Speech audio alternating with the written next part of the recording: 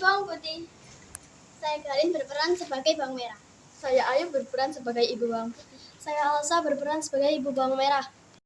Saya berperan sebagai bapak bawang merah dan bawang putih. Saya Dava berperan sebagai kakek-kakek. Dahulu kala hiduplah sebuah keluarga yang sangat bahagia, yang terdiri dari seorang ibu yang cantik dan baik hati, dan seorang ayah yang bekerja sebagai pedagang, dan seorang putri yang bernama Bawang Putih karena paras wajahnya yang cantik dan putih, sifatnya yang baik hati, nurut, dan juga tulus.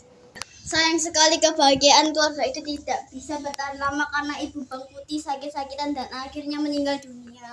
Tentu saja ayah dan Bawang Putih sangat sedih kesepian saat ibunya meninggal tersebut. Tak lama kemudian ayahnya menikah lagi dengan janda beranak satu yang bernama Bawang Merah.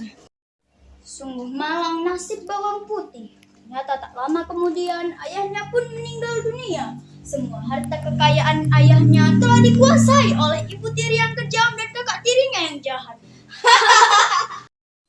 Bawang putih diperlakukan seperti seorang pembantu yang mengerjakan semua pekerjaan rumah dan melayani kebutuhan ibu tirinya itu, mulai dari membersihkan rumah, mencuci pakaian, hingga menyiapkan makanan untuk mereka. Sedangkan bawang merah hanya bermalas-malasan saja.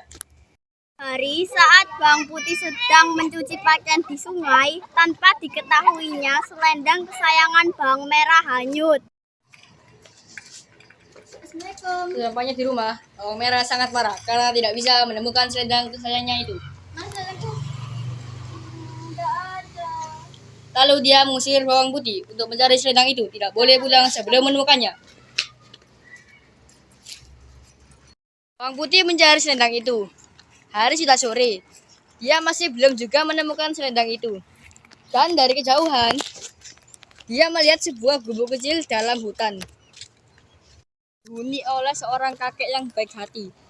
Kakek itu menawarkan bawang putih untuk beristirahat dan tinggal di gubuk itu. Silakan masuk. Bawang putih pun menceritakan bagaimana ia bisa sampai di dalam hutan pada malam hari yang gelap.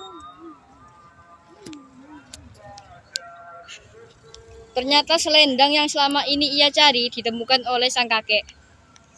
Apakah ini selendangmu? Iya benar. Kakek itu akan memberikan selendang itu dengan satu syarat.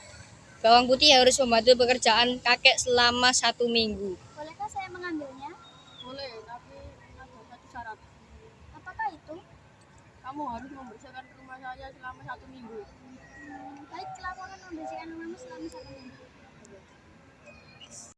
Dan tibalah waktu berpisah dengan sang kakek karena Bawang Putih sangat rajin membantu pekerjaan sang kakek. Maka kakek itu mengembalikan selendang yang dicarinya, juga menambahkan sebuah labu.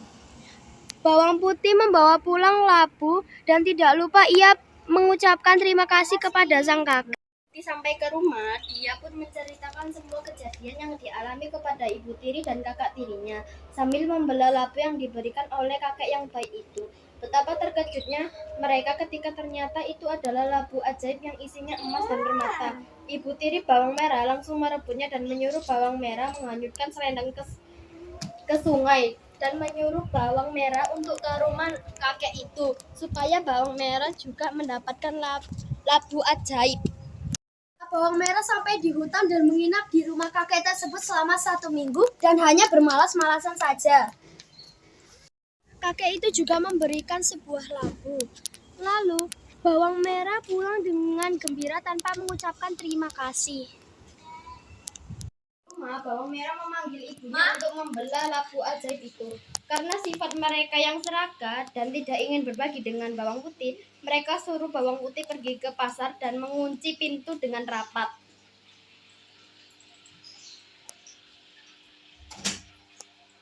Ke pasar, mereka pun membuka labu ajaib itu.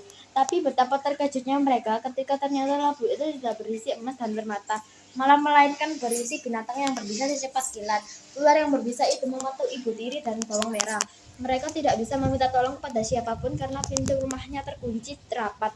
Meski berteriak pun tak ada yang mendengar mereka. Akhirnya ibu tiri dan Bawang Merah mati seketika tamat.